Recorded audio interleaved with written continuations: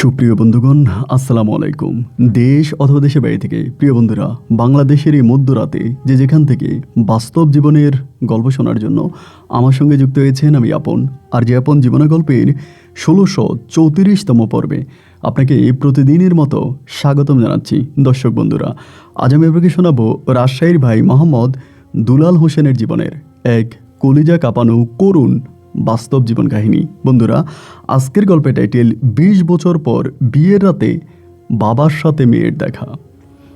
একদিন দুই দিন নয়, ২০ বছর পরে হঠাৎ করে বিয়ের রাতে নিজের জন্মদাতা মেয়ের সঙ্গে বাবার দেখা, এবং এমনই এক অলৌকিকভাবে দেখা যেই দেখায় মেয়ের পুরো জীবনকে পাল্টে দিয়েছে। শুধু মেয়ে নয়, বাবার জীবনও। চোখে জল এনে দেওয়ার মতো এক আশ্চর্যজনক বাস্তব জীবনের গল্প। আমি আশা করব শুরু থেকে শেষ পর্যন্ত আজকের এই গল্পটা আপনারা প্রত্যেকে আমার মুখে শুনবেন, এবং গল্প শেষে মোহাম্মদ দুলাল হোসেনকে ঠিক আপনার মতো করে একটা মন্তব্য কমেন্ট বক্সে লিখবেন। ধন্যবাদ সবাইকে। সুপ্রিয় দর্শক শ্রোতা, আসসালামু আলাইকুম। আমার নাম মোহাম্মদ দুলাল হোসেন। আমার বাড়ি রাজশাহী বিভাগে। বন্ধুগণ, আমি আমার জীবনের গল্পটা শুরু করার শুরুতে আপনাদেরকে আমার পরিবারের সম্বন্ধে জানিয়ে রাখি। আমার পরিবারে আমি আছি, আমার বাবা আছে, মা আছে, রয়েছে আমার দাদিমণি সহ আমার বড় দুইটা বোন আর বড় একটা ভাই। আমরা টোটাল 2 ভাই 2 বোন। আমাদের পরিবারটা রাজশাহী বিভাগ থেকে অনেক দূরের কোনো এক অজপাড়া গায়ের এক উচ্চবিত্ত পরিবার। আমার বাবা পেশা আসলে তেমন কিছুই করে না। কিছু না করলে আমাদের পরিবারটা ছিল এক উচ্চবিত্ত পরিবার। তার বড় কারণ হচ্ছে আমার দাদার একমাত্র সন্তান ছিল আমার বাবা, আর অত্র এলাকাতে আমার দাদার ছিল অনেক বেশি সয় সম্পত্তি, যার সব কিছুর মালিক হয় আমার বাবা। আমাদের নিজে রয়েছে 4টা আমের বাগান, এবং বিশাল ওই আমের বাগান থেকে প্রতি বৎসর যে পরিমাণের আম বিক্রি করা হয়, সেই টাকা দিয়েই আমাদের পরিবারটা আরাম আয়েশেই কেটে যায়। আমার বাবার কোনো কামাই রুজি করা লাগে না। ছোটোবেলা থেকে বাবা, মা, দাদি সবাই আমাকে অনেক বেশি ভালোবাসতো। এমন করতে করতে আমি মোটামুটি প্রায় অনেকটাই বড় হয়ে যাই। পরিবারের সবচেয়ে ছোট ছেলে হওয়ার কারণে আমি ছোটোবেলা থেকেই একটু দুষ্ট প্রকৃতির ছেলে ছিলাম। ঘরের মধ্যে প্রচুর দুষ্টামি করতাম, কাউকে মানতাম না, কারো কোনো কথাই শুনতাম না, এবং খুব ছোট বয়সে আমি স্কুলে যাওয়া বন্ধ করে দিই। আমার গল্পটা আজ থেকে বহু বছর আগের একটা গল্প, যে সময়তে বাংলাদেশের শিক্ষা ব্যবস্থা এতটা উন্নত ছিল না। আমি পড়াশোনা শেষ করে দিই, মানে প্রাইমারি স্কুলের গণ্ডি পার হয়ে আমি আর পড়াশোনা করি না। তো পড়াশোনা না করলেও আমার বয়স যখন প্রায় 13 বৎসরের কাছাকাছি, ওই 13 বৎসরের সময় আমার নানা ভাই আমাকে একটা জায়গায় নিয়ে যায়, একটা চিল্লাতে নিয়ে যায় আর কি, মসজিদে। 13-14 বৎসর হবে। আমি যখন আমার নানা ভাইয়ের সঙ্গে ওই মসজিদে চিল্লায় যাই, ওইখানে আমি প্রায় 1 মাসের মতো থাকি। 1 মাস ওখানে থাকার পরে আমার ভিতরে একটা অন্যরকম পরিবর্তন কাজ করে। মানুষের ক্ষতি করা, মানুষের বিনষ্ট করা এবং দুষ্টামি করা থেকে আমি অনেকটা অব্যাহতি নিয়ে নিই। এরপর যখন বাড়িতে আসি, তখন আমি 5 ওয়াক্ত নামাজ কালাম পড়ি, এবং যে মানুষ যে কোনো বিপদে পড়লে আমি তাদের বিপদে ঝাঁপিয়ে পড়ি। এক কথায় বলতে গেলে, আপনি আমাদের পুরো গ্রামে যদি জিজ্ঞেস করেন যে কে মানবতার ফেরিওয়ালা, সবাই আমাকে দেখাই দিবে। এটা আগে যেমন ছিল, এখনও ঠিক তেমনই। আমি এখন পর্যন্ত ঠিক আমাদের গ্রামের মানুষের পাশে খুবভাবে মিশে আছি। যাই হোক, এরকম করতে করতে মোটামুটি আমি অনেকটা বড় হয়ে যাই। আমার বয়স তখন প্রায় আনুমানিক 17 থেকে 18 বছরের কাছাকাছি। ওই মুহূর্তে আমাদের পাশের গ্রামে খবর পেলাম হঠাৎ করে কোনো একটা মহিলার নাকি রক্ত লাগবে। কোনো একটা মহিলা রক্ত লাগবে, মহিলা অ্যাক্সিডেন্ট করছে, এরকম একটা খবর পাইছি। পাওয়ার পরে আপনি বিশ্বাস করবেন কিনা জানি না, রাত 1টা বাজে আমি পায়ে হেঁটে রিক্সা করে অনেক কষ্ট করে রাত 1টা বাজে ওই হসপিটালে যাই।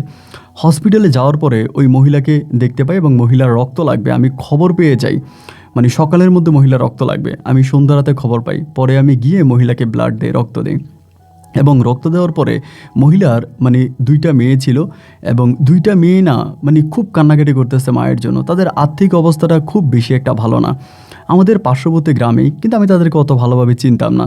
সেদিন রাতে রক্ত দিলাম। রক্ত দেওয়ার পরে মহিলার সঙ্গে, মহিলার মেয়েদের সঙ্গে এবং মহিলার হাজব্যান্ডের সঙ্গে আমার একটা ভালো সম্পর্ক তৈরি হলো। সকালবেলা মহিলাকে ব্লাড দিল, আমি দুপুর পর্যন্ত ছিলাম। দুপুরে এই মহিলা যখন সম্পূর্ণ সুস্থ হলো, তখন ডাক্তার মানে মহিলার হাজব্যান্ড বলতেছিল যে এই ছেলেটা তোমাকে রক্ত দিছে। মহিলাটা তখন আমাকে ছেলে ডাকছে, বলছে তার কোনো ছেলে নাই, আমি তার একমাত্র ছেলে। এবং সেদিনকার পর থেকে ওই মহিলার সঙ্গে আমার একটা মা ছেলের সম্পর্ক। আমি ওই মহিলাকে মা বলেই সম্বোধন করতাম এবং তারা আমাদের বাড়িতে আসতো, আমরা তাদের বাড়িতে যাইতাম। এরকম করে ঘোরাফেরা করতেছি। এভাবে প্রায় 1 বৎসরের মতো কেটে যায়। কিন্তু ভাই, ওই মহিলাটার যে বড় মেয়ে আছে, বড় মেয়েটার নাম হচ্ছে স্বপ্না। ওই স্বপ্না মেয়েটারে আমার খুব ভাল লাগতো। মানে এই বয়স পর্যন্ত আমি কখনো কারো প্রেমে পড়িনি, কখনো কারোর সঙ্গে প্রেম ভালোবাসা করিনি। কিন্তু স্বপ্নাকে যখন দেখেছি বা স্বপ্নার সঙ্গে মিশেছি, তাদের ঘর বাড়িতে গিয়েছি, তখন থেকে এই স্বপ্না মেয়েটাকে আমার খুব ভালো লাগতে শুরু হয়, আমার তাকে ভালো লাগে। কিন্তু মেয়ের মা তো আমাকে ছেলে ডাকছে, হিসাব করলে তো সে আমার বোন, তাহলে তারে কীভাবে আমি প্রেমের প্রস্তাব দিই? আমি তারে প্রেমের প্রস্তাব দিতে পারি না। এইভাবে 1 দিন 2 দিন 3 দিন 4 দিন করে কাটতেছে। ও আমাদের বাড়িতে আসতেছে, আমাদের বাড়িতে ও যে কোনো সময় চলে আসে, আমাদের বাড়ি থেকে যায়। এইভাবে সময়গুলো কাটতে আমাদের পার্শ্ববর্তী ঘরের আমার একটা কাকা আছে, মানে সম্পর্কে আমার কাকা হয়, তো দুঃসম্পর্কের কাকা আর কি। ওনার নাম হচ্ছে নজরুল। তো নজরুল কাকার সাথে আমার বেশ ভালো একটা সম্পর্ক, মানে বন্ধুত্বপূর্ণ একটা সম্পর্ক। কিছুদিন পরে হঠাৎ করে দেখলাম কি যে স্বপ্না খুব মন খারাপ করে আছে, ঠিকমতো পড়াশোনা করে না, ঘরের মধ্যে একটু কান্নাকাটি করে। তো মানে স্বপ্নার যে ছোটো বোন আছে স্মৃতি, আমি তখন স্মৃতির সঙ্গে কথা বললাম যে কী হয়েছে, স্বপ্না আগের মতো হাসে না, কারোর সঙ্গে কথা বলে না, এবং স্বপ্না জানি কেমন গম্ভীর হয়ে গেছে, ঘটনা কি? তখন স্মৃতি আমাকে বলতেছে যে ভাইয়া কীভাবে কথা বলবে, আপু তো প্রেমের ছ্যাঁকা খাইছে।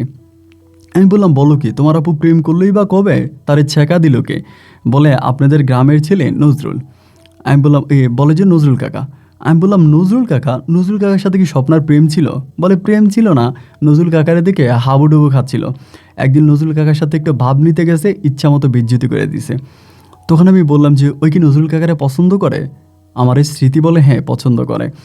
পরে একদিন আমি স্বপ্নারে ডাক দিলাম, মানে ডাক দিয়ে ভালোভাবে, যেহেতু তাদের সঙ্গে আমার একটা পারিবারিক সম্পর্ক, সেই সূত্র ধরে বললাম যে স্বপ্না, একটা কথা জিজ্ঞেস করি, যদি তুই কোনো কিছু মনে না করিস। তারপর বললো আচ্ছা ঠিক আছে, কিছু মনে করবো না, বলেন। আমি বললাম আচ্ছা তুই কি এই যে কি বলে নজরুল কাকা, ওরে কি তুই পছন্দ করিস? তারপরে চুপ করে আছে, কথা বলে না। ওই সময় কিন্তু ভাই, আপনি একটা মার্ডার করছেন, এত অপরাধ না, কিন্তু কারোর সাথে প্রেম করে ধরা খাইছেন, এটা এর থেকেও বড় অপরাধ। মানে প্রেমের অপরাধের মতো বড় অপরাধ আর কিছু হতে পারে না। আমি তখন বললাম কি ব্যাপার, সত্যি করে বল, তুই কি নজরুল কাকারে পছন্দ করিস? ওই বলে পছন্দ করে লাভ কি, উনি কি আর আমারে পছন্দ করে? আমি বললাম কীভাবে বুঝলি তোরা পছন্দ করে না? বলে একটু কথা বলতে গেছিলাম, উনি আমারে বলে আমি পিচ্ছি, আমি যেন ওনার সঙ্গে কথা না বলি, মানে খুব ভাব দেখায় কথা বললো। তাই আমি বললাম ও আচ্ছা ঠিক আছে, আমি নজরুল কাকারে বলবো যেন নজরুল কাকা তোর সঙ্গে একটু কথা বলে, তোর সঙ্গে যাতে একটু প্রেম করে। এরকম করে আমি কথা বলতাম। তো কথা বলার পরে ওই তখন আমার বলতেছে যে সত্যি বলবেন, যদি বলেন তাহলে আমি খুব খুশি হব। তো নজরুল কাকা কিন্তু আবার একটু কবি টাইপের, মানে ওই সময় তো, এখন তো ধরেন আপনারা মোবাইল দেখেন বা বিভিন্ন ধরনের হচ্ছে টিভি চ্যানেল দেখেন, সে সময় হচ্ছে কি উপন্যাসের বই ছিল, এবং নজরুল কাকা প্রচুর উপন্যাস লিখতো। উনি এক কথায় বলতে গেলে একজন কবিয়ে বলা চলো ওনাকে। তারপর আমি চিন্তা করলাম যে আমি তো নজরুল কাকারে বলবো না স্বপ্নার বিষয়ে, কারণ আমি নিজেই তো স্বপ্নাকে পছন্দ করি, স্বপ্নাকে আমার বেশ ভালো লাগে। এখন আমি নজরুল কাকারে বলবো, নিজের পায়ে কি আর নিজে কুড়াল মারবো? কিন্তু আমি তো স্বপ্নাকে বলতেও পারছি না যে আমি স্বপ্নাকে ভালোবাসি বা স্বপ্নার সঙ্গে বাকি জীবন থাকতে চাই, ওর সঙ্গে প্রেম করবে, এটা তো আমি স্বপ্নাকে বলতেও পারি না। ও কি আর বললে আমার কথা শুনবে, বা ওকে তো ওকে হিসাবে আমার বোন হয়। এরকম করে একদিন হঠাৎ করে মাথার মধ্যে ভাই একটা খারাপ আইডিয়া চলে আসছে। আইডিয়াটা হচ্ছে এরকম, আমি চিন্তা করছি যে যেহেতু স্বপ্না নজরুল কাকারে পছন্দ করে, আমি তখন তো মোবাইল ফোন ছিল না ভাই, তখন ছিল শুধুমাত্র চিঠিপত্রের মাধ্যমে প্রেম ভালোবাসা হতো। তাই আমি চিন্তা করলাম যে আমি নজরুল কাকা সেজে স্বপ্নার কাছে চিঠি লিখব, এবং লেখার পরে স্বপ্নার সঙ্গে আমার প্রেম হবে। এরকম করে একটা চিন্তা ভাবনা করছি। যেহেতু নজরুল কাকার সঙ্গে আমি ফ্রেন্ডলি মিশতাম, উনি আমার বয়স অনেকটা বড় হইলেও আমরা যত খারাপ কাজ আছে, যত খারাপ কথাবার্তা আছে, সব দুজনে আলোচনা করতাম। তারপরে একটা সময় নজরুল কাকারে বললাম যে কাকা, এমন ঘটনা, আমার তো ওরে ভাল লাগে, আমি ওর সঙ্গে প্রেম করো, আমাদের মুখে মুখে প্রেম চলতেছে, আমি তার জন্য একটা চিঠি লিখতে চাই। উনি তখন আমার বলে, তা তুই বলিস কি, তো ওর কাছে চিঠি লিখবে, ও না তোর বোন হয়, ওর মা না তোরে ছেলে ডাকছে? আমি বলছি হ্যাঁ ডাকছে, ওর মা আমাকে ছেলে ডাকছে, তাতে কী হয়েছে, কিন্তু ওর তো আমার ভালো লাগে, আমি ওর সঙ্গে প্রেম করতে চাই এবং ও রাজি আছে। পরে আমারে বলে যে এটা কি ঠিক হবে? আমি বললাম কাকা ঠিক হবে, এখন আপনি আমার একটা প্রেমপত্র লিখে দেন, আমারে আপনি এইভাবে প্রেমপত্র লেখেন। তো এই বলে আমি তখন নজরুল কাকারে দিয়া প্রেমপত্র লেখাইতাম এবং কিছু কিছু ভাষা আমি উল্লেখ করতাম এমনভাবে নজরুল কাকা বলতো যে তুই এরকম করে লিখতেছিস কেন। মানে আমি তো স্বপ্নাকে বলি নাই যে চিঠি আমি তাকে দিচ্ছি, আমি নজরুল কাকারে দিয়া চিঠি লেখাইতাম আর ইতি দিতাম, জান কলিজা এটা সেটা দিতাম, মানে নাম লিখতাম না। এরকম করে নজরুল কাকার দিয়া চিঠি লেখায়া আমি এই চিঠি স্বপ্নার হাতে দিতাম, দিয়া বলতাম যে দেখ দেখ নজরুল কাকা তোরে প্রেমপত্র দিছে। ও তো খুশিতে পাগল হয়ে যেত, এই নজরুল আমারে প্রেমপত্র দিছে, মানে ও আমারে ভালোবাসে। ওই আবার উল্টা তখন চিঠির উত্তর দিত, মানে চিঠির উত্তর দিত, দেওয়ার পরে আবার আমি নজরুল কাকারে দিয়ে চিঠি লেখাইতাম, ওই চিঠি আবার স্বপ্নার কাছে পাঠাইতাম। এইরকম চিঠিপত্রের মাধ্যমে স্বপ্নার সঙ্গে নজরুল কাকার এইরকম আমি প্রেম কিন্তু আমি করতাম, চিঠিটা নজরুল কাকার দিয়ে লেখাইতাম। এই করে চিঠি আদান প্রদান করতে করতে প্রায় এখানে অনেকগুলো দিন কেটে যায়। তো কেটে যাওয়ার পরে স্বপ্নার সবসময় চিঠিতে লেখে আমি আপনার সঙ্গে একটু দেখা করতে চাই, আপনার সঙ্গে একটু কথা বলতে চাই, এটা সেটা। আমি তো স্বপ্নার চিঠি পড়ে এরপরে নজরুল কাকার দিয়ে আমি আমার মতো করে উত্তরটা লেখাই, কারণ স্বপ্নার চিঠিতে আমি আবার নজরুল কাকারে দেখাই না। যেহেতু সবসময় দেখা করতে চায় আমি তাকে এই বলি ওই বলি এগুলো বলে আমি তখন তারে ঘুরাচ্ছিলাম। তো ঘুরাইতে ঘুরাইতে এভাবে কিছুদিন কাটার পরে হঠাৎ করে একভাবে আমার নানুর পা ভেঙে যায়। আমার নানুর পা ভেঙে যায়, পা ভেঙে যাওয়ার পরে আমি তখন নানুর দেখার জন্য আমাদের নানু বাড়িতে চলে যাই। মানে নানু খুবভাবে পায়ে আঘাত খায়, তাই নানুর দেখার জন্য আমি নানু বাড়িতে যাই। নানু বাড়িতে গিয়া আমি 4 দিন নানু বাড়িতে থাইকে যাই। ওইখানে 4 দিন পরে আমি বাড়ি আসি এবং বাড়ি আসার পরে যেদিন স্বপ্নাদের বাড়িতে গেলাম, স্বপ্না দিয়ে কি আর আমার সঙ্গে কথা বলে না এবং কথা বলে না, খুব রাগ করে আছে।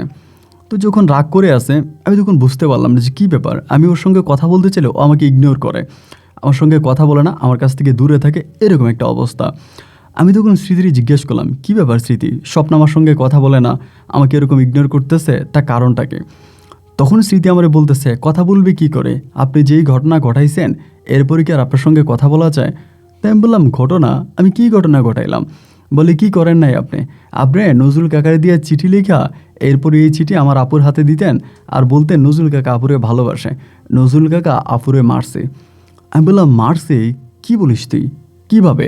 বলে নজরুল কাকা একদিন দোকান থেকে যাচ্ছিল আমাদের বাড়ির ওই দিক দিয়া, যাওয়ার সময় দোকান থেকে না কোত্থেকে জানি যাচ্ছিল, সন্ধ্যার সময় আপু তখন ওনাকে ডাক দিছে এবং ডাক দিয়ে আপু ওনাকে মানে এভাবে ডাক দিয়ে আপনার গালের চুমু দিয়ে দিছে। সন্ধ্যার সময় বৃষ্টি পড়তেছিল, এরকম মাগরিবের কিছুক্ষণ আগে অন্ধকার হয়ে যাচ্ছিল, তখন কিন্তু একটু শীতের মৌসুম ছিল। আপু ওনারে চুমু দিছে এবং চুমু দেওয়ার পরে নজরুল কাকা তখন জুতা দিয়া আপুরে পিটাইছে এবং পিটানোর পরে নজরুল কাকা যখন জুতা দিয়ে মারতেছে, আপু তখন বলে আপনি তো আমাকে প্রত্যেকদিন চিঠি লেখেন, তাইলে আপনি আমার সঙ্গে এরকম করেন কেন, আমারে মারলেন কেন? ওই সময় নজরুল কাকা আপুরে বলছে যে আমি তোমার জন্য চিঠি লিখি না, তোমার জন্য চিঠি লেখে দুলাল, দুলাল তোমার সঙ্গে প্রেম করে, আমারে দিয়ে চিঠি লেখায়, আমি চিঠির ভাষা ভালো লিখতে পারি আর আমার হাতের লেখা সুন্দর, এজন্য আমাকে দিয়ে চিঠি লেখায়, আমি তো তোমার সঙ্গে প্রেম করি না। এবং এই কথা বলার পরে আপু তখন কান্না করতে করতে ঘরে চলে আসে। এই থেকে আপুর মন অনেক খারাপ, আপু আর কারোর সঙ্গেই কথা বলে না। আমি যখন এই কথা শুনলাম তখন তো আমি স্বপ্নকে নিয়ে টেনশন করতেছি না, কারণ স্বপ্ন আমার বয়সের ছোট, ওরে আমি ধমক দিলেও আমার কথা শুনবে, এই নিয়ে আমি টেনশন করি না। কিন্তু রে ভাই আমি টেনশন করতেছি নজরুল কাকারে লইয়া।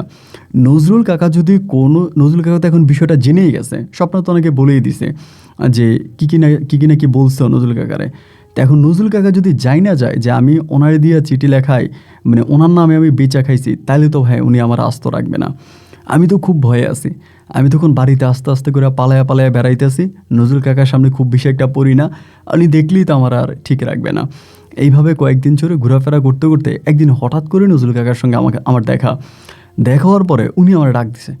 ডাক যেহেতু দিছে তখন তো আর ভাই দূরে থাকতে পারি না। পরে কাছে গেছি, যাওয়ার পর আমার বলতেছে এই তুই এমন কেন রে, এই তুই আমার সঙ্গে এটা কী করলি, এই তুই যে তোর বোনটা এরকম খারাপ কেন, এই সেই। তো নজরুল কাকার কথা শুনে আমি যেটা বুঝলাম যে মূলত নজরুল কাকা ওর কাছে বলে নাই, যে মানে মূল ঘটনাটা নজরুল কাকার কাছে বলে নাই, স্বপ্না বলে নাই, মানে নজরুল কাকা যা বলছে মারছে, স্বপ্না চলে গেছে। তো এই নিয়ে নজরুল কাকার আমার সঙ্গে কোনো কথা বলে নাই, উনি ওখানে স্টপ হয়ে গেছে।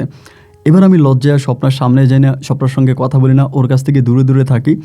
এরই মাঝে আমার এক ছোট মামা আছে, ইয়াকুব মামা বিদেশে থাকতো, মামা তখন সৌদি আরব থাকে। ইয়াকুব মামা তখন সৌদি আরব থেকে আসছে পরে আমি ইয়াকুব মামারে রিসিভ করে দেশে আনছি। আইনা ইয়াকুব মামার সাথে তখন আমার সম্পর্কটা বেশ ভালো, মানে মামা কিন্তু আমার বয়সে কয়েক বছরের বড়, অতটা বড় না। আমার মামা হচ্ছে টোটাল 5 জন এবং উনি হচ্ছে সবার ছোট। আমার সব মামারাই তখন ভালো ভালো অবস্থানে আছে, বিদেশে আছে, সবার অবস্থা ভালো। তো ইয়াকুব মামা বিদেশ থেকে আসার পরে ইয়াকুব মামা তখন মোটামুটি বাড়িতে আসছে, উনি বিয়ে শাদী করবে, মেয়ে দেখতেছে। দেখতে দেখতে দেখতে দেখতে একদিন হয়েছে কি, ইয়াকুব মামা আমাদের ঘরে আসছে, মানে বিদেশ থেকে আসার প্রায় 5-7 দিন পরে। আসার পরে আমার মা আমারে তখন বলতেছে যে দুলাল একটা কাজ করতো, একটু স্বপ্নারে ডাক দিয়ে আন। তো স্বপ্না তো মানে পাশের গ্রামে বলতে পাশের বাড়ির আর কি। তখন আমি চিন্তা করলাম যে কী লেগে স্বপ্নারে কেন ডাকবো। মা বলে একটু ডাইকে আন না, স্বপ্নার সঙ্গে আমার কথা আছে। আমি বললাম যে না, আমি স্বপ্নাদের বাড়িতে যাই না, আর স্বপ্নার সঙ্গে আমি কথা বলি না। এই কথা বলার পরে মা তখন করলো কি, এই ইয়াকুব মামারি নিয়ে স্বপ্নাদের বাড়িতে গেছে। বাড়িতে যাওয়ার পরে মাগরিবের কিছুক্ষণ পরে মামারে বিদায় করে মা তখন বাড়ি আসছে। বাড়ি আসার পরে আমি তখন মারে জিজ্ঞেস করলাম যে মা তুমি গিয়েছিলে কই? মা বলে তোর ইয়াকুব মামারে নিয়ে স্বপ্নাগো বাড়িতে গেছিলাম। আমি বললাম তা স্বপ্নাগো বাড়িতে গেলেন কেন? তখন তো স্বপ্নদের সাথে আমাদের পারিবারিক সম্পর্ক, কিন্তু একদম পারিবারিক খুবই ক্লোজ সম্পর্ক। তাই মারে বললাম যে তুমি স্বপ্নদের বাড়িতে কেন গেলা? মা বলে তোর ইয়াকুব মামা তো মেয়ে খুঁজতেছে বিয়ে করার জন্য, এখন ওর তো কত মেয়ে দেখালাম, পছন্দ হয় না। এখন স্বপ্ন তো আমাদের মানে পরিবারের মধ্যেই, এবং স্বপ্নার মা যেহেতু তোর ছেলে ডাকছে, ওরা তো আমি বোন ডাকছি, সেই হিসাবে আমি স্বপ্নারে দেখে আনলাম। আলহামদুলিল্লাহ তোর মামা স্বপ্নারে দেখেই সঙ্গে সঙ্গে পছন্দ করে ফেলছে, এবং সেই স্বপ্নাকে বিয়ে করার জন্য এক পায়ে খাড়া। শুই না তো ভাই আমি শেষ। আয় হায় বলে কি? আমি বললাম মা এটা কী বলো, স্বপ্না কি মামারে দেখছে? আর মামার সাথে স্বপ্নার বয়সের কত পার্থক্য! স্বপ্ন তো মামারে বিয়ে করতে পারে না। স্বপ্ন হয়তো আমার থেকেও বড় জোর হলে 1 বছরের ছোট হবে ওরকম, বা আমার সমবয়সী হবে, কিন্তু এই মামার সঙ্গে তো ওর যায় না। মারে বললাম যে মা এটা তুমি কী বলতেছো? মামার কত বয়স, স্বপ্নার বয়স কত কম, এটা কি হয় নাকি? আমার মা তখন বলতেছে আরে কম হইলে কী হয়েছে, মেয়েদের বয়স একটু কমই থাকে, ছেলেদের বয়স একটু বেশিই থাকে, এইটাতে কোনো সমস্যা নাই, এই বিয়েতে কোনো বাধাও নাই। আমি তখন মায়েরে বললাম মা আমার কাছে মনে হয় কি যে স্বপ্না মনে এই বিয়েতে রাজি হবে না। মা তখন বলে কেন রাজি হবে না কেন? আমি বললাম স্বপ্না তো মানে ও যেরকম আমার সঙ্গে কথাবার্তা বলে তো সব সময়, যেরকম ছেলে তার পছন্দ, মামা কিন্তু সেরকম ছেলের মধ্যে পড়ে না। এই জন্য মনে হয় কি যে স্বপ্না মামারে পছন্দ করবে না। মা তখন বলতেছে তুই পাকনামি করবি না, তোরে তো পাকনামি কথা বলার দরকার নাই, স্বপ্ন অবশ্যই পছন্দ করবে, কেন করবে না? আমার ভাই কি দেখতে শুনতে খারাপ নাকি? এবং এরকম করে মা দেখলাম একেবারে মানে খুব কঠিনভাবে নেমে গেছে স্বপ্নার সঙ্গে আমার বিয়ে করাই দিবে। আমি তখন পড়ে গেলাম বিপদে। আয় হায় রে খোদা, আমি এখন কি করব? আমি তো স্বপ্নার সঙ্গে, আমি কিন্তু স্বপ্নাকে তখন মনে প্রাণে ভালোবাসি, যদিও আমাদের মাঝে একটা ঝামেলা হয়েছে। স্বপ্না কিন্তু আমাকে ভালোবাসে না, আমি কিন্তু ওর খুব বেশি ভালোবাসি। পরে দেখলাম যে মা বিয়ের বিষয় নিয়ে সামনের দিকে যাইতেছে, এটা সেটা। এবার আমি একদিন জোর করে স্মৃতির মাধ্যমে স্বপ্নার সঙ্গে কথা বলছি, ঘরের মধ্যে আমার সঙ্গে কথা বলতে চায় না। আমি বললাম যে দেখ স্বপ্না, আমি তোমার কাছে ক্ষমা চাই, আমি যেটা করছি এটা আমি ভুল করছি, আসলে মূলত তোমাকে আমার ভাল লাগতো, আর তোমার মা তো আমাকে মানে ছেলে ডাকছে হিসাবে তো তুমি আমার বোন হও, তো এই কারণে আমি বলতে ভয় পাইছিলাম। ও বলে তোমার সাথে মানে আপনার সাথে তো আমার কোনো রক্তের সম্পর্ক নাই, আমার মা আপনাকে ছেলে ডাকছে অতটুকুই, সুতরাং আপনি তো আমাকে প্রেম প্রস্তাব দিতেই পারতেন, এতে তো কোনো বাধা ছিল না, কিন্তু আপনি কেন আমার সঙ্গে এত বড় গেমসটা খেললেন, এবং এই কী বলে আপনি আমাকে নজরুল কাকারি দিয়ে আমার মায়ের খাওয়াইলেন, এটা কেন করলেন? আমি বললাম আচ্ছা স্বপ্না, সব কিছুর জন্য আমি তোমার কাছে ক্ষমা চাই, আমি তোমার কাছে ক্ষমা চাই, তুমি আমাকে মাফ করে দাও, কিন্তু স্বপ্না এগুলো বাদ দাও, আমরা এখন যে বিপদে পড়তে যাচ্ছি ওই বিপদের মতো তো আর কোনো বিপদ হতে পারে না। স্বপ্না আমাকে বলে এখন বিপদ? এখন কিসের বিপদ? আমি বললাম কিসের বিপদ তুমি জানো না, কি চলতেছে? ও বলে কি চলতেছে? আমি বললাম আমার মামা যে তোমার দেখে গেছে, আমার ইয়াকুব মামা, এই খবর কি তোমার আছে? ও বলে হ্যাঁ দেখে গেছে তো, মামা তো আমার তোমার ইয়াকুব মামা তো আমার পছন্দও করছে, সে মামা হয়ে যদি প্রস্তাব দিতে পারে, আর তুমি আমার মা তোমারে কেমন ভাই ডাকছে, তুমি আমার প্রস্তাব দিতে ভয় পাও, এই কেমন ছেলে ডাকছে তুমি আমার প্রস্তাব দিতে ভয় পাও, তো তোমার মামা তো আমার প্রস্তাব দিছে, সে আমাকে বিয়ে করবে। আমি বললাম তো মামা তোমার বিয়ে করবে, তুমি কি এই বিয়েতে রাজি? আমাকে বলে বারে রাজি হবো না কেন, ছেলে সৌদি আরব থাকে এবং খুব টাকা পয়সার মালিক, ওখানে রিয়াল কামায়, আমি কেন রাজি হব না, আমি রাজি। আমি বললাম স্বপ্না তোমার সঙ্গে মামার পার্থক্যটা দেখছো, মামার বয়স কত বেশি, তোমার বয়স কত কম, এ তো কম বয়সে তুমি মানে মামার মতো একটা লোকের কেন বিয়ে করবা, দুনিয়া থেকে ছেলের অভাব পড়ছে? ও আমারে বলতেছে কি যে না তোমার মামা আপনার মামা আমাকে দেখে গেছে, দেখে পছন্দ করছে, তা আমি এখন বিয়ে করব না। ও মা স্বপ্ন দেখি বিয়ের জন্য খাড়া, আমার মাও রাজি, আমার মামাও রাজি, সবাই রাজি। আমি তখন কি করবো, আর কোনো উপায় বুদ্ধি খুঁজে পাচ্ছিলাম না যে আল্লাহ আমি এখন কি করব, আমি এই বিয়ে ঠেকাবো কী করে? আমি তো স্বপ্নাকে ছাড়া বাঁচবো না, কারণ স্বপ্নার কোথাও বিয়ে হয়ে গেলে আমার কাছে মনে হয় যে আমি হার্ট অ্যাটাক করে মরে যাব, আমি পাগল হয়ে যাব, স্বপ্নাকে না পাইলে ডিরেক্টলি পাগল হয়ে যাব। এখন আমি কি করব? আমি তখন চিন্তা করলাম যে একটা কাজ করি, মামার সম্বন্ধে কিছু বদনাম স্বপ্নার কাছে বলি। প্রথমত আমি স্বপ্নাকে বললাম যে স্বপ্না আমার মামার কিন্তু শারীরিক সমস্যা আছে, মামারে তুমি উপর দিয়ে দেখো ফিটফাট, কিন্তু ভিতরে সদরকাঠ। মামারে বিয়ে করলে মামা কিন্তু কোনোদিনও বাবা হতে পারবে না। আর এছাড়া আমার মামার শরীরের সমস্যা আছে, মামাকে নিয়ে আমি অনেক কবিরাজ ডাক্তার দেখাইছি, মামার শারীরিক সমস্যা আছে।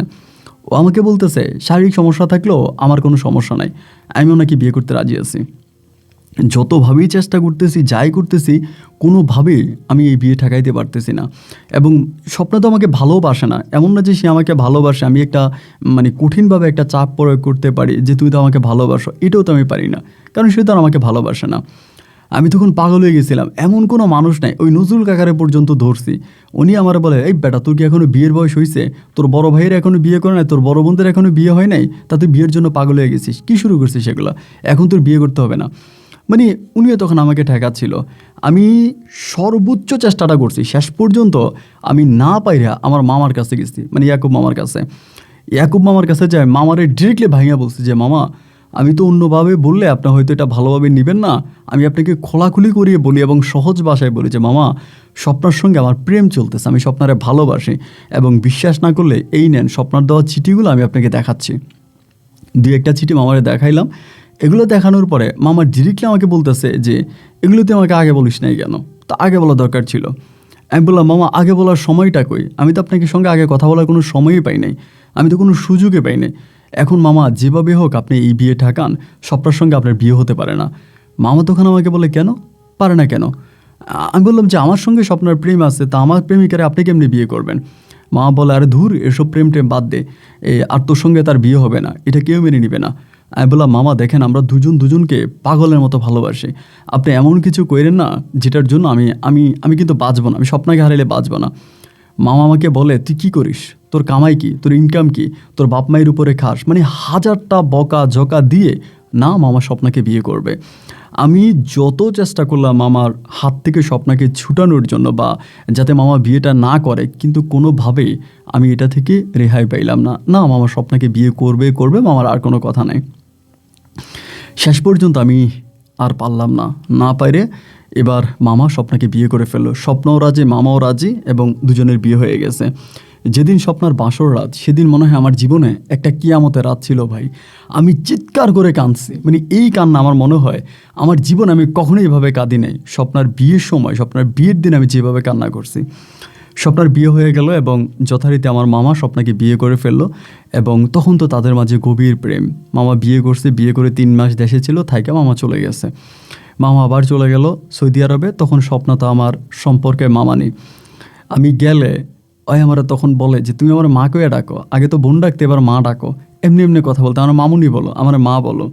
খুব খারাপ লাগতো, এবং আমি একটা সময় মানে সহ্য করতে পারতেছিলাম না যে আমি কি করব। স্বপ্নার উপরে একদিকে আমার প্রতিশোধ, দ্বিতীয় দিকে ভালোবাসা। এরকম করে মামা চলে যাওয়ার প্রায় আপনার 1 বছর পরে, মানে বছরখানিক পরে স্বপ্নার সঙ্গে তখন আমার একটা ভালো সম্পর্ক হয়ে যায়। নানু বাড়িতে যাইতাম, স্বপ্নার সঙ্গে গল্পগুজব করতাম, কথাবার্তা বলতাম।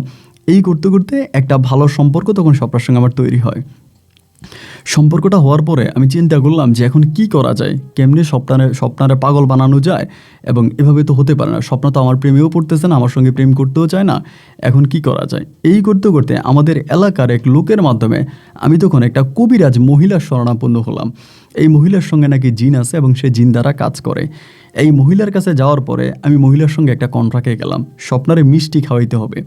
মহিলা মিষ্টি পরাই দিবে, ওই মিষ্টি খাওয়াই দিলে স্বপ্ন আমার জন্য পাগল হয়ে যাবে, মহিলা যেটা বললো আর কি। মহিলার কথাবার্তা শুনে এবার আমি, মহিলা যেভাবে আমাকে মিষ্টি পরাই দিল, ওই মিষ্টি পরা নিয়ে এবার আমি স্বপ্নারে খাওয়াইলাম। তো এইভাবেই স্বপ্নারে মিষ্টি পরা খাওয়ানোর পরে বালিশের নিচে তাবিজ দিলাম, এরপরে স্বপ্নার ব্যবহৃত জুতা কাইটা দিলাম, জামা কাইটা দিলাম, চুল নিয়ে গেলাম, মানে মোটামুটি যা ব্ল্যাক ম্যাজিক করার জন্য নেওয়া দরকার আমি স্বপ্নার থেকে সব কিছু নিয়ে গেছি।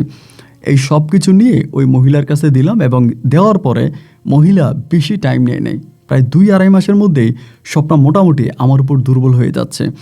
আমার এই স্বপ্না নিজেই বলে যে আমার আসলে তোমার ছাড়া কোনো কিছু ভাল লাগে না, আমার কেমন যিনি উদাস উদাস লাগে, আমি তো সম্পর্কে তোমার মামানি হই, এরপরেও আমার বুকের ভিতর কেন জানি তোমার জন্য অন্যরকম একটা মায়া কাজ করে, আমি তোমাকে না দেখলে থাকতে পারি না, মানে এই ধরনের কথাবার্তা বলে।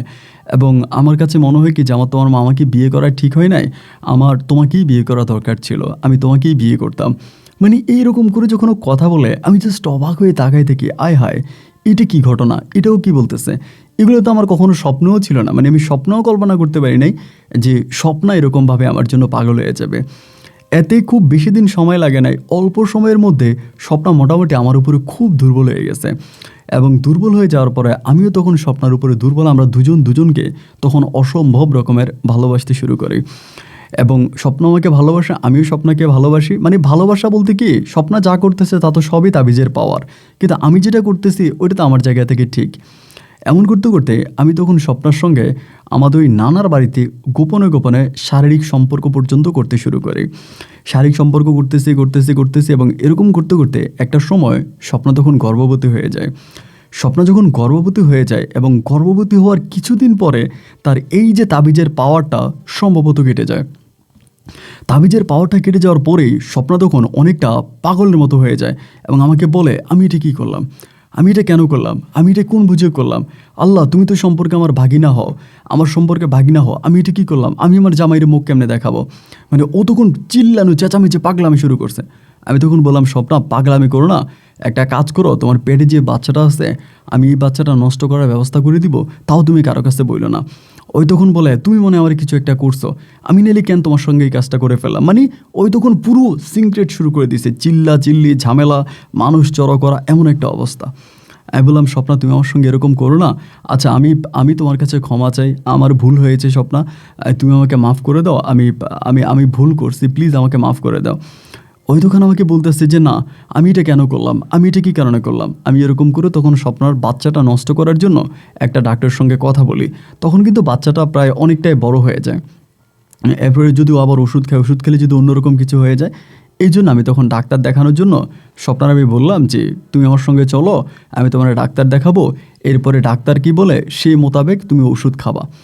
আমাকে বলতেছে, না আমি ডাক্তার দেখাবো না, আমি ডাক্তারের কাছে যাব না, যদি কোনোভাবে আমার জামাই জেনে যায় তাহলে তো আমার জামাই আমাকে মেরে ফেলবে, তুমি এটা আমার কেন করলা, আর আমি তোমার সঙ্গে কেন এটা করলাম।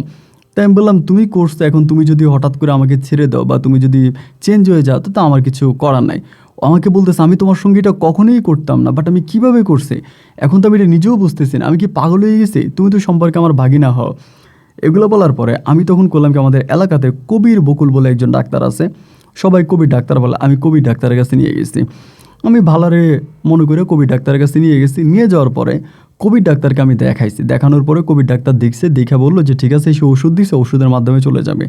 কবির ডাক্তারে করলো কি, এই ঘটনা জানার পরে তো জানে যে স্বপ্না এবং ওর হাজব্যান্ড হচ্ছে বিদেশে থাকে, এগুলো জানার পরেও কবির ডাক্তার তখন করলো কি, এই ঘটনা আমার নানুর কাছে এসে বলে দিচ্ছে যে এমন এমন ঘটনা, আপনাদের এই আপনার ছেলের বউ, ছেলে তো থাকে বিদেশে, আপনার ছেলের বউর পেটে বাচ্চা আসছে, এখন এই বাচ্চা কোত্থেকে কি।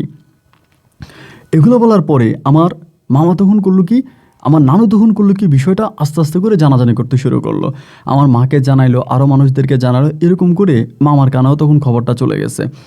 মামার কানেও যখন খবরটা চলে গেছে তখন তো ধরেন মামার অবস্থা খারাপ। মামা বিদেশ থেকে, হ্যাঁ এটা কীভাবে হইলো, কেন এই কাজটা করলো, আমি তোর মানে ওরে আমি মেরে ফেলবো, ওরে এই করবো সেই করবো। মামা প্রচুর পাগলামি করতেছে বিদেশে, আমি ওরে বাঁচিয়ে রাখবো না, ও কেন এই কাজটা করছে, এখন কে এর পেটের বাচ্চার বাবাকে। আরে বারবার সবাই জিজ্ঞেস করে, মামা জিজ্ঞেস করে, নানু জিজ্ঞেস করে, তখন তো সবাই জেনে গেছে। ওই কিন্তু তখন আর ওষুধ খাচ্ছে না। যখন এটা জানাজানি হয়ে গেছে ওই তখন ওষুধ খাওয়া বন্ধ করে দিছে, ওষুধ খায় নাই। মানে যেদিন ওই বেটা ওষুধ দিছে ওই দিনে আইসা বলে দিছে, তো ও রাতের বেলা ওষুধ খায় নাই, ঝামেলা সে রাতের বেলা ওষুধ খায় নাই। না খাওয়ার পরে আমি তখন তারা বলতেছি, স্বপ্ন তুমি ওষুধটা খাও, বাচ্চাটা নষ্ট করো। ও তখন বলতেছে, তা আমি বাচ্চা নষ্ট করবো কেন, এখন তো সবাই জেনে গেছে, সবাই জেনে গেছে, এখন আর বাচ্চা নষ্ট করে লাভ কি, যদি কেউ না জানতো তাইলে না আমি বাচ্চা নষ্ট করতাম, এখন তো সবাই জানে, সো আমি বাচ্চা নষ্ট করবো কেন, আমি বাচ্চা নষ্ট করবো না। আমি স্বপ্নাকে বারবার বলি, স্বপ্না বাচ্চাটা নষ্ট করে ফেলো। ও তখন ওষুধগুলো পানিতে ফালাই দিছে, ওষুধ খাবে না। এদিক দিয়ে নানি করলো কি, এই ঘটনা পুরো এলাকাবাসীকে জানাই দিল। জানাই দেওয়ার পরে আমি একদিন স্বপ্নের, তখনও কিন্তু কেউ জানে না যে এই ঘটনা আমি ঘটাইছি বা স্বপ্নের সঙ্গে আমার সম্পর্ক ছিল এটা সেটা। যদিও মামা একটু সন্দেহ করেছিল, সন্দেহ করে মামা নানুকে জিজ্ঞেস করেছিল যে দুলাল বাড়িতে আসে কিনা বা দুলালের সঙ্গে আমার ওয়াইফের সম্পর্ক কীরকম। তো সবসময় হচ্ছে গিয়া নানু বলছে যে না দুলাল তো আসে, কিন্তু দুলাল ওরকম ছেলে না, দুলাল কখনোই তোর বোর্ড দিকে ওভাবে তাকায় না, এবং দুলাল যথেষ্ট ভালো ছেলে। মানে মামা নানু কোনোভাবে আমাকে দোষারোপ করবে না মামার কাছে। নানু বলতেছে দুলালের কোনো দোষে নাই, তুই দুলালকে উল্টাপাল্টা কথা বলিস না। মামা কিন্তু আমারও জিজ্ঞেস করছে, আমিও মামারে বলছি যে না, স্বপ্নার সঙ্গে আমার কোনো সম্পর্ক না, আমি স্বপ্নাকে সবসময় আমার মামির মতোই দেখতাম, আগে যা হবার তা হয়েছে, এখন তো কিচ্ছু না। এরকম করে মামা তখন করলো কি, যে দেশে আসবে, দেশে এসে স্বপ্নাকে মারবে, এই করবে সেই করবে, হুমকি ধমকি দিচ্ছে। এরই মাঝে আমি তখন স্বপ্নারে বললাম যে স্বপ্না, যেহেতু ঘটনাটা এত দূর চলে গেছে, মামাও জেনে গেছে, আমার মামা তো খুব রাগী, মামা দেশে আসলে কিন্তু তোমাকে মারবে, এবং এমন মারা মারবে যে মামা তোমাকে বাঁচায় রাখবে না। তুমি একটা কাজ করো, আমার একটা কথা শোনো, শেষবারের মতো তোমাকে একটা কথা বলে, তোমার পেটের যে বাচ্চারা আছে ওই বাচ্চার বাবা তো আমি এটা অস্বীকার করব না, আমি তোমাকে বিয়ে করব, তুমি আমার কাছে চলে আসো। এই কথা বলার পরে ও তখন বলতেছে, তুমি কি সত্যি আমাকে বিয়ে করবা? তোমার মামা যদি আমাকে ছেড়ে দেয়? আমি বললাম হ্যাঁ, আমার মামা যদি তোমাকে ছেড়ে দেয় আমি তোমাকে বিয়ে করব, আমি তোমার সঙ্গে ওয়াদা করলাম আমি তোমাকে বিয়ে করব। এই ঘটনার মধ্যেই ধরেন, এই ঘটনাগুলোর ভিতরে আমি তখন করলাম কি, এই বিষয়টা তখন আমার হচ্ছে বড় বোন কিছুটা জেনে গেছে। বড় আপু আমার সঙ্গে খুব ভালো সম্পর্ক, কিন্তু আমার বড় বোনের খুবই ভালো সম্পর্ক। বড় আপু বিষয়টা কিছুটা জেনে গেছে। জেনে যাওয়ার পরে বড় আপু তখন আমাকে জিজ্ঞেস করছে যে দুলাল রে, এরকম এরকম একটা কথা শুনছি, তুই আপুর কাছে সত্যি করে বলতো। আমি তখন আমার বোনেরে মানে না পারতে বলতে কি, একজনকে তো বলা লাগবে, আমার তো সাপোর্ট লাগবে। ওই সাপোর্টের জন্য তখন আমি আমার বরাবরে বললাম যে আপু, তুমি যেটা শুনছো এটা মিথ্যা না, এটা কিন্তু সত্যি, আসলে কিন্তু স্বপ্নার সঙ্গে আমার এগুলো হয়েছে। এইগুলো শোনার পর তো আমার আপু তো প্রচুর ক্ষেপে গেছে, এটি তুই কেন করলি? তুই জানিস না স্বপ্না তোর মামানি হয়, এবং মামির সঙ্গে মানুষই কাজ কেমনে করে? আমি বললাম, তো আপু আমি তো মামাকে বলছিলাম যে মামা আপনি স্বপ্নারে বিয়ে করেন না, স্বপ্নার সঙ্গে আমার প্রেম আছে, কিন্তু মামা তো আমার কথা শোনে নাই। এইবার আমার বোন আমার গালাগালি করতেছে, তুই এত খারাপের খারাপ, তোর তো ভালো মনে করছিলাম, তোর তো আমি ভালো মনে করছিলাম, তুই এত খারাপ কেমনে হইলি, তুই এই কাজটা কেমনে করলি, কী কারণে করলি? মানে খুবভাবে আমার সঙ্গে আমার বোন তখন খারাপ ব্যবহার করতেছে। কইরা ঘটনাগুলো আমার আব্বারে আম্মারে মোটামুটি সবাইকে তখন সবাইকে জানাই দিছে যে দুলালে এই ঘটনা ঘটাইছে। এগুলা জানার পরে আমার আব্বার শোনার সঙ্গে সঙ্গে আমার আব্বা তখন আমার ঘরের মধ্যে বন্দি করে ফেলছে। একটা মেয়েকে যেমনি ঘরে বন্দি করে, আমার আব্বা এমনি ঘরে বন্দি করে ফেলছে। বন্দি কইরা আমারে বলতেছে, এই ঘটনা তুই কেমনে ঘটাইলি, এই কাজ তুই কেমনে করলি, তোর কোন বিবেকে দিল, তুই এটা কেমনে করলি? আমি আব্বারে বলতেছিলাম যে আব্বা, যাই হোক যেটাই হোক, আমি এখন স্বপ্নাকে বিয়ে করব, আমি ছাড়া তো স্বপ্নার কোনো গতি নেই। আমার আব্বা কিন্তু মোটামুটি সম্মানিত মানুষ ছিলেন, জায়গায় সম্পত্তি আছে, এলাকাতে খুব নাম করা একজন মানুষ।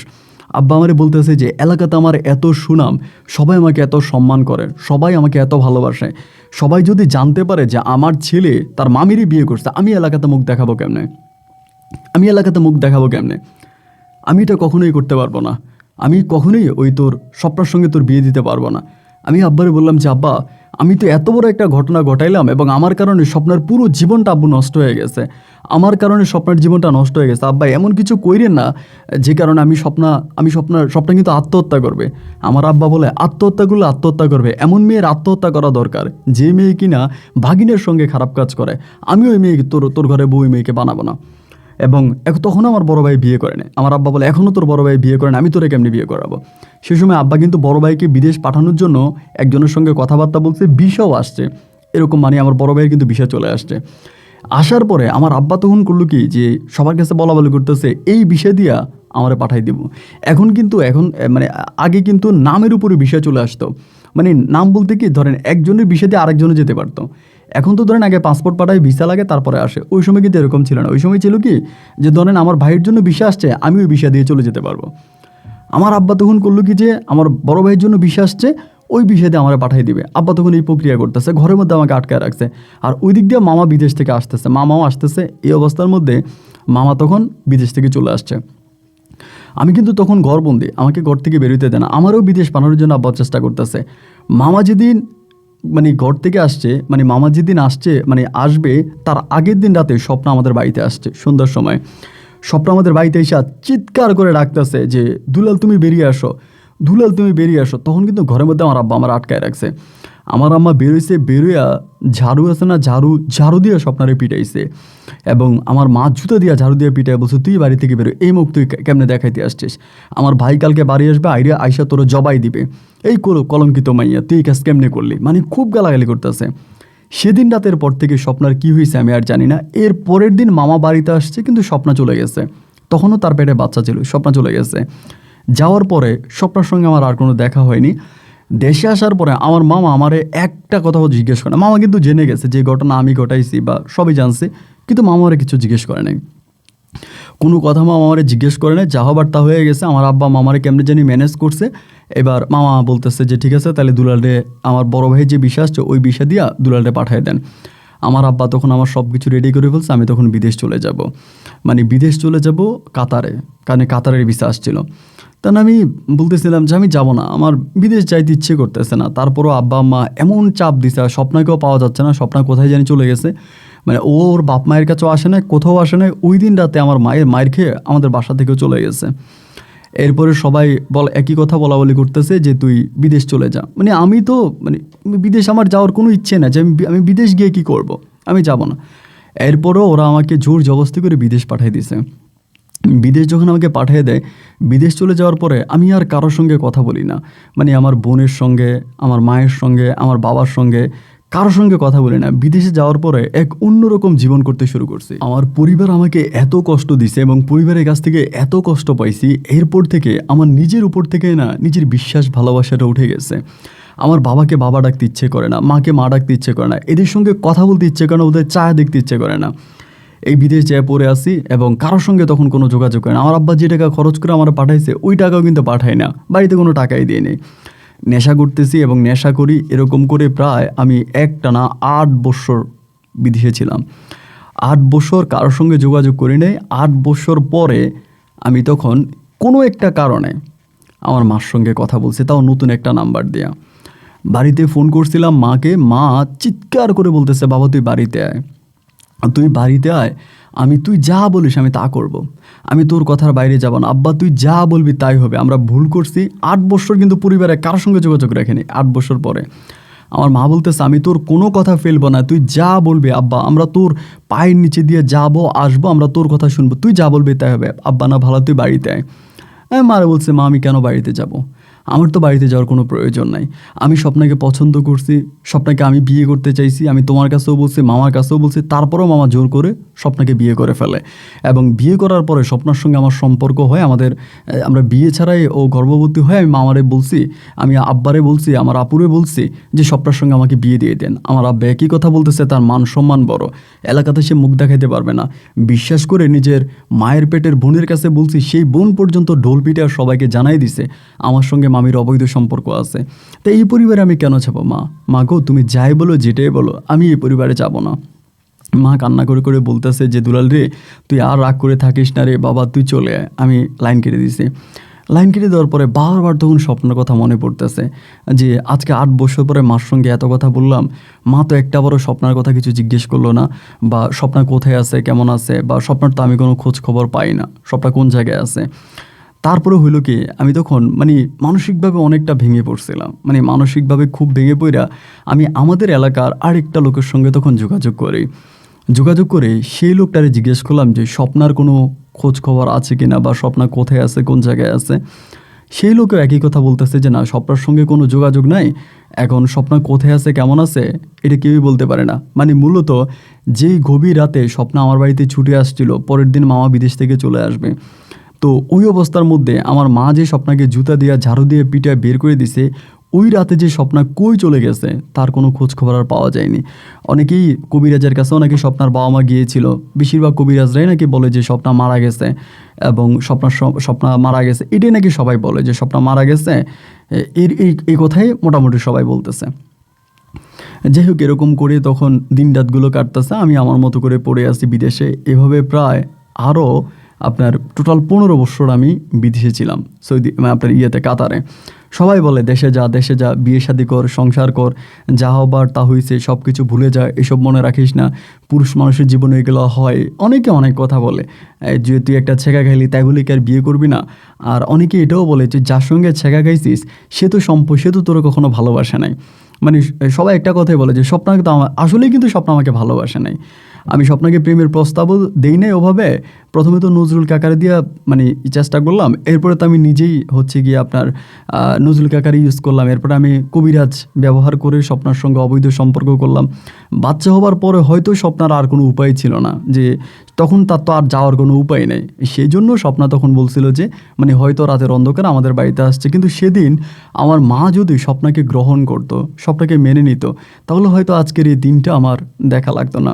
কিন্তু আমার মা নিজের ইগো, নিজের মান সম্মান, আমার আব্বা আর স্বপ্নাকে গ্রহণ করে নাই। যাই হোক, এভাবে 15 বছর আমি আর পরিবারের সাথে টোটালি কোনো যোগাযোগ রাখি নাই। আমার মামা কিন্তু পরে আবার বিয়ে করে, স্বপ্না চলে যাওয়ার পরে মামা বিয়ে করে, সংসার করে, মামার ছেলে মেয়ে আছে, এইভাবে চলতেছে। তো আমার লাস্টের দিকে কাতারে একটা ঘনিষ্ঠ বন্ধু হয়ে যায়, ওনার নাম হচ্ছে হাফিজ ভাই। ওনার বাড়িও রাজশাহীতে ছিল, আমার খুবই ঘনিষ্ঠ একটা বন্ধু হয়ে যায়। রাজশাহীতে না, সরি, ওনার বাড়ি ছিল বরিশালে।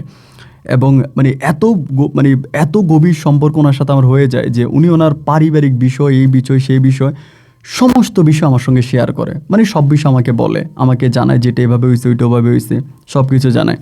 তো তার একটা বড় ছেলে আছে আর কি। তা এই ছেলেটা নাম হচ্ছে শাকিল। এই ছেলেটা নাকি এক মেয়ের সঙ্গে প্রেম করে। উনি আমারে বলে যে তার অনেক টাকা পয়সা মেয়ের পিছনে খরচ করছে এবং মেয়ের পিছনে সে দুনিয়ার টাকা নষ্ট করে। ওনার বড় ছেলে, উনিও কাতারে আছে, অনেক টাকা পয়সা ইনকাম করে, পাঠায় ছেলের জন্য। ছেলে টাকা দিয়ে ওই মেয়ের সঙ্গে প্রেম করে, মেয়ের এটা কিনে দেয়, ওইটা কিনে দেয়, এবং ওর বাপ এনে মারে। ওনার ছেলে একটা, মানে এক ছেলে 3 মেয়ে, ছোট, ছেলেটা বড়। তাই আমরা সবসময় বলে যে দুলাল ভাই কী করব। আমি বলি ভাই, এক প্রেমের জ্বালায় আজকে 15-20 বছর পরিবারের সাথে কোনো সম্পর্ক নাই, যোগাযোগ নাই, কারোর সঙ্গে কোনো কথাবার্তা বলি না। এখন আপনি আমার এইসব কথা বলে কি আর লাভ আছে? আমি তো ভাই নিজেও এই রোগের রুগী। উনি বলে যে ভাই দেখেন, ছেলেটারে এমক স্কুলে ভর্তি করাইলাম, তমুক স্কুলে ভর্তি করাইলাম, এই করলাম সেই করলাম, না আমার ছেলে আমার কোনো কথাই শোনে না। শেষ পর্যন্ত এক খারাপ মেয়ের ফান্দে পড়ে জমি জামাও আমার নষ্ট করে ফেলতেছে। আমি বিদেশ থেকে টাকা পাঠাই, ওর মা যদি টাকা না দেয় ওর মারে কাটে, এই করে সেই করে। আমি তখন বললাম ভাই একটা কাজ করেন, তাইলে আপনি মেয়েটারে বিয়ে করাই দেন। মেয়েটার নাম নাকি জ্যোৎস্না। তাই আমি বললাম যে জ্যোৎস্না মেয়েটারে বিয়ে করাই দেন, এভাবে আর ঝুলিয়ে রেখে লাভ কি? ঝুলিয়ে রেখে তো কোনো লাভ নাই, মেয়েটারে বিয়ে করাই দেন। তো বলো যে ভাই মেয়ের তো আমি তেমন কোনো ঠিকানাও জানি না, কোনো কিছু জানি না, এখন মেয়ে কেমন না সেটাও জানি না। তাই আমি বললাম যে বাড়িতে যান, আপনি বাড়িতে যান, বাড়িতে গিয়া মেয়ে কেমন দেখেন, মেয়ের পরিবার কেমন দেখেন, সব কিছু যদি ভালো হয় তাহলে আপনি আপনার ছেলের বিয়ে করাই দেন।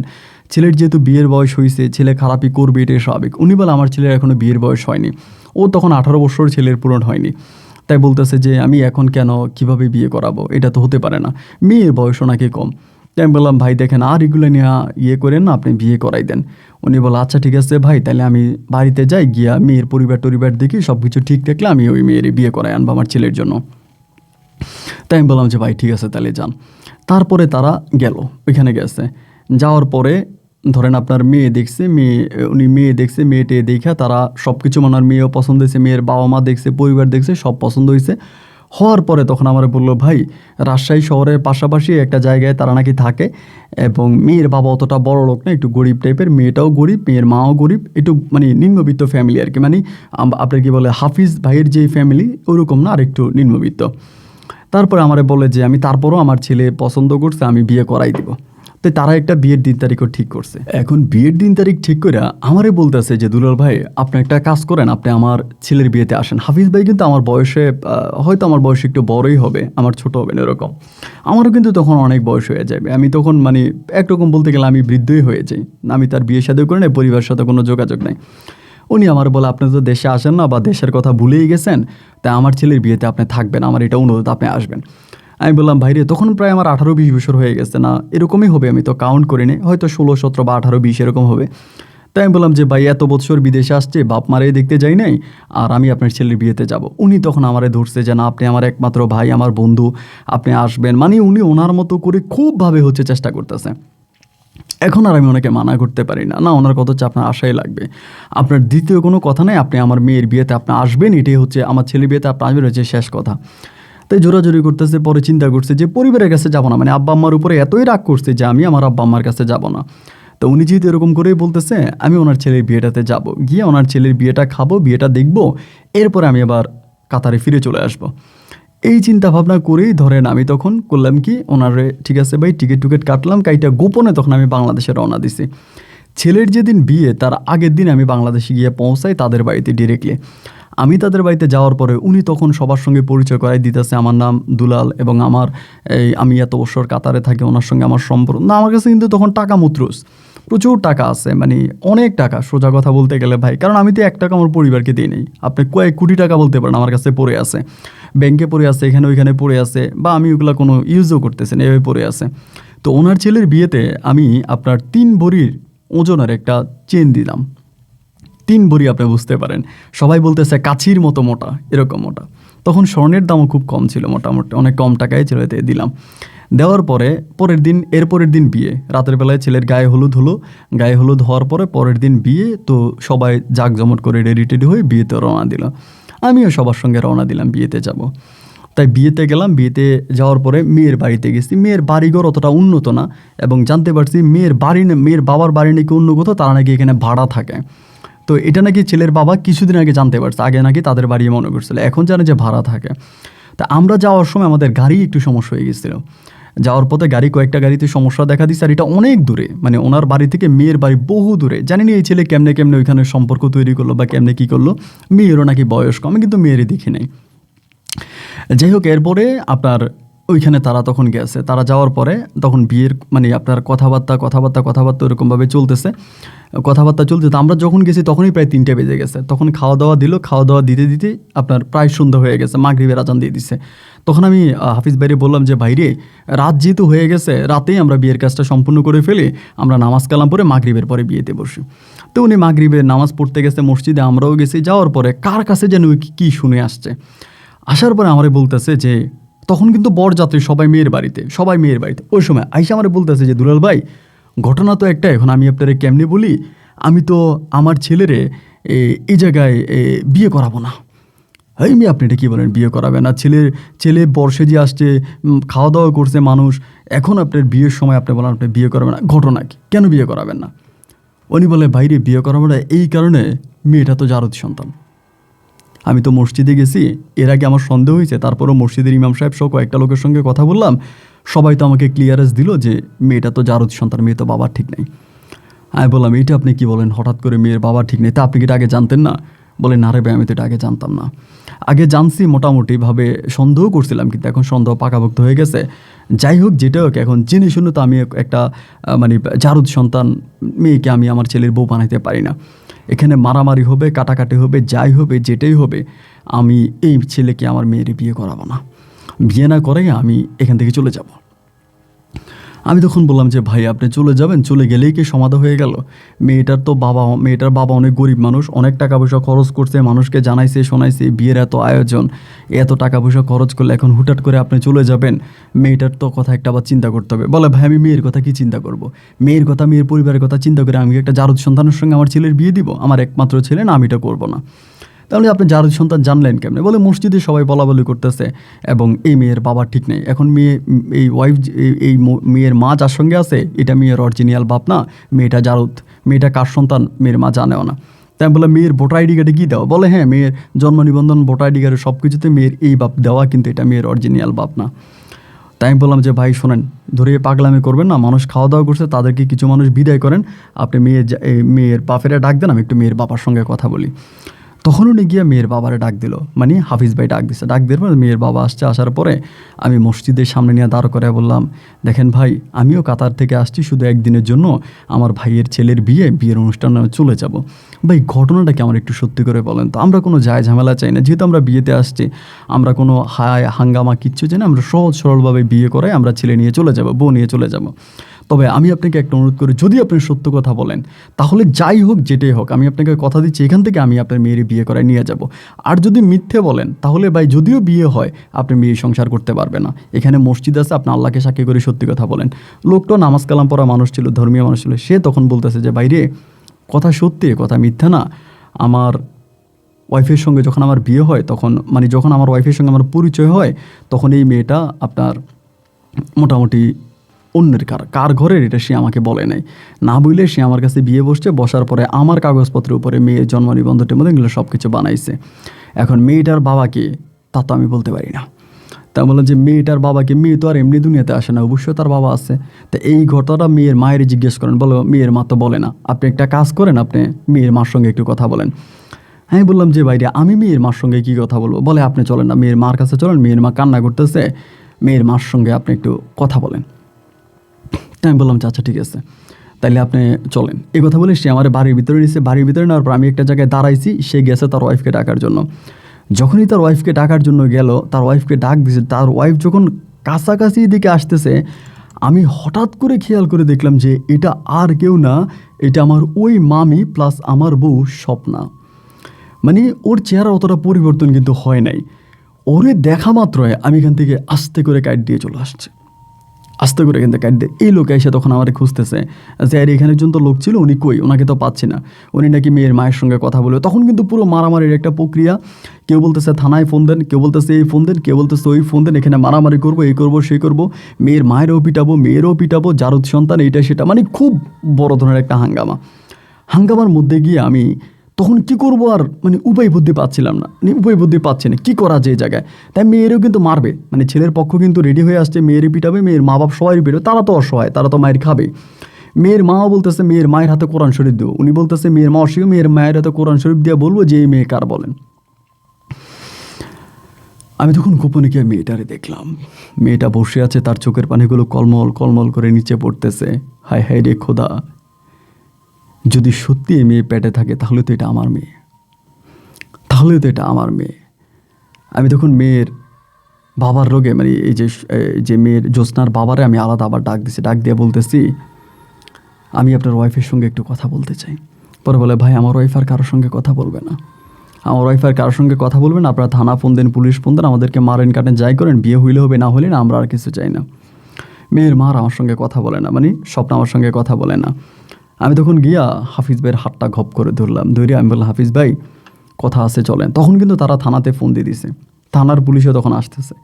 হাফিজ ভাইরে নিয়ে একটু লোকের আড়াল হয়ে বললাম হাফিজ ভাই মেয়েটাকে কেন বিয়ে করাবেন না? বলো ভাই এটা তো জারদ সন্তান, আমি কেন জারদ সন্তান আমার ছেলের বিয়ে করাবো? আমি বললাম ভাই যদি একটা কথা বলি তাহলে কি আপনার ছেলেটাকে বিয়ে করাবেন? বলে আপনি কি বলবেন বলেন না। আমি বললাম যদি এমন হয় এই জ্যোৎস্না মেয়েটা আমার মেয়ে হয় তাহলে কি বিয়ে করাবেন? উনি বলে ভাই আপনি আবেগী মানুষ, আবেগী কথাবার্তা বলেন, আমার ছেলের জীবন তো আর আবেগ দিয়ে কাটবেন। আমি বললাম এই মেয়ে আবেগ না, দাঁড়ান, কই যান আপনি? আমার গল্প শুনেন নাই? বলে শুনছি। আপনি জানেন না আমার মামি ছিল স্বপ্না, আমার প্রেমিকা ছিল, আমি স্বপ্নার সঙ্গে অবৈধ সম্পর্ক করছি, আমার একটা বাচ্চা নিয়ে স্বপ্না পালাইছে, আপনার খেয়াল আছে? বলে আছে। আমি বলি এই বাচ্চাই হচ্ছে আজকের জ্যোৎস্না, যেই বাচ্চা পেটে নিয়ে স্বপ্না পালায় গেছে রাতের বেলায়, ওই বাচ্চাই জ্যোৎস্না, আপনি গিয়া কথা বলেন স্বপ্নার সঙ্গে। বলে ভাই আপনি বলেন কেন? বললাম হ্যাঁ হ্যাঁ, আর আপনি যদি বিশ্বাস না করেন আমি এখন স্বপ্নারে ডাক দিব, ডাক দিয়ে সব প্রমাণ দিব। পরে বলে ভাই তাহলে কি এটা আপনার সেই স্বপ্না যে স্বপ্নার জন্য আপনি আজকে 18-20 বছর দেশে যান না, আপনার পরিবারের সাথে যোগাযোগ বন্ধ? হ্যাঁ ভাই, হ্যাঁ ভাই, ভাই হ্যাঁ, আল্লাহর কি হুকুম, আল্লাহ আমার এই জায়গায় এসে আপনি। উনি বলে যে আর কোনো কথা নাই, আর কোনো কথা নাই। এর ভিতরে পুলিশ চলে আসছে। পুলিশ আসার পরে টাকা পয়সা দিয়ে যেমনে পারছি পুলিশ বিদায় করছে, করায় কোনো কথা নাই, বিয়ে হবে, বিয়ে হবে, তবে একটা শর্ত আছে, কাবিনের কাগজে মেয়ের বাবার নাম থাকবে ওই লোকের নাম, কিন্তু যেই কাজে বিয়ে পড়াবে সেই কাজই বলতে হবে মেয়ের বাবার নাম দুলাল হোসেন।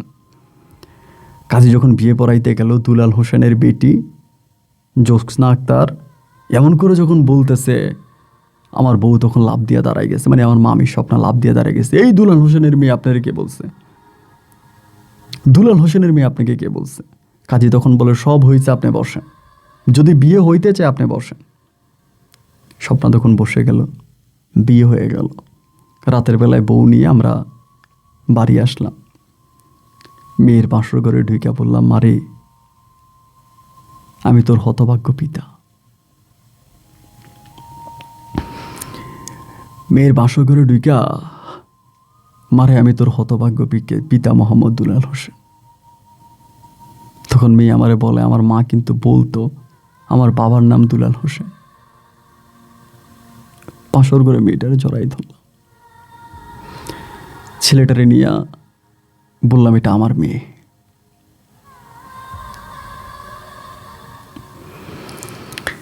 $1.5 কোটি দিয়ে রাজশাহীতে ছেলের একটা জায়গা কিনে দিছি আমি, $1.5 কোটি দিয়া। আজ আলহামদুলিল্লাহ আমি স্বপ্নারে পাই নাই, কিন্তু আমার মেয়ে জ্যোৎস্নারে পাইছি, আমার বিআই হাফিজ সাহেবরে পাইছি, জ্যোৎস্নার জামাইরে পাইছি। আমি এখন অনেকটা সুখে আছি। আমার জীবনের গল্পটা অনেক বড়, আপনাকে সংক্ষেপ করে বললাম, যদি পারেন গল্পটা পড়বেন। আমি এখনও সেই রাজশাহীতেই পড়ে আছি। আমার মেয়ের সঙ্গে যে 1.5 কোটি টাকা দিয়ে ছেলের নামে বাড়ি বানাই দিছি, মেয়ের নামে বাড়ি বানাই দিছি, ওই বাড়িতে আমি এখন আছি। আমাদের জন্য দোয়া করুন, আমার গল্পটা রেকর্ড করুন। আমি আপনার একজন পাগল ভক্ত। ভালো থাকবেন। আসসালামু আলাইকুম। প্রিয় বন্ধুরা, আমি এই মাত্র চিরং থেকে আসছি। আমি যখন চিরং থেকে কুমিল্লায় ব্যাক করি, আমি আমার প্রাইভেট কারে বসে বসে আমি এই গল্পটা পড়তেছিলাম, মানে ইমেলে গল্পটা পড়তেছিলাম, এবং মনে মনে বলতেছি, আল্লাহ আমি কখন কুমিল্লায় যাবো, আমার স্টুডিওতে বসবো, আমি রেকর্ডটা করব, কখন আমার দর্শকদেরকে আমি গল্পটা শোনাবো। আমি খুব টায়ার্ড ছিলাম, তারপরেও চেষ্টা করেছি গল্প শোনানোর জন্য, এবং আপনারা কতটুকু বুঝেছেন আমি জানি না। আমার জায়গা থেকে যথেষ্ট চেষ্টা ছিল। যদি কোনো অংশ না বুঝে থাকেন, আপনারা ইমেল করবেন বা কমেন্ট করুন, আমি রিপ্লাই করার চেষ্টা করব। এরকম গল্প আসলে সচরাচর পাওয়া যায় না। গল্পটা কেমন লেগেছে, গল্প নিয়ে কোনো মতামত থাকলে লিখতে ভুলবেন না। যেখানেই বিদায় বন্ধুগণ, দেখা হবে নতুন দিন নতুন কোনো গল্পে। আল্লাহ হাফেজ, আসসালামু আলাইকুম।